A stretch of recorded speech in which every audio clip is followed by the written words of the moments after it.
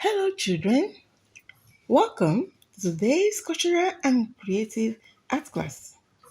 In today's class, our topic is meaning of choir. Our topic is meaning of choir. A choir is a group of people who sing together, especially one that takes part in church services or performs in public. When groups of people come together to sing in different parts, it's known as choir. Parts in a choir. Number one, soprano. The soprano is the highest female voice. That's a female singer with a high voice. Number two, alto. This is a male singer with a high voice lower than soprano. Number three, tenor. This is a second male singer with a high voice. It is lower than the alto but higher than the bass. In opera, male usually take role of singing in tenor. Male usually take role of singing in tenor.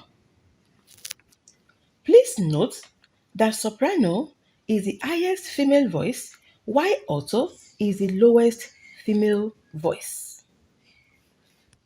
Bass. This is a male singer with a lower voice. It supports the foundation of the music. This is a male singer with a lower voice. It supports the foundation of the music. Different types of singing.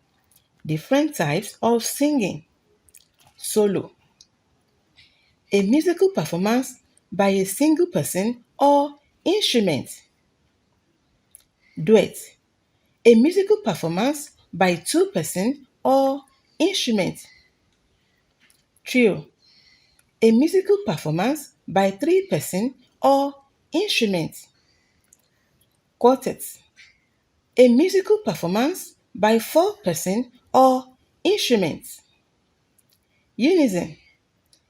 Simultaneous performance or coincidence in pitch. Harmony. A musical performance by two or person instruments simultaneously. So children, that is all for today. Hope you enjoyed the class. See you in the next class. Please subscribe to this channel, like and turn on the notification button for more videos like this.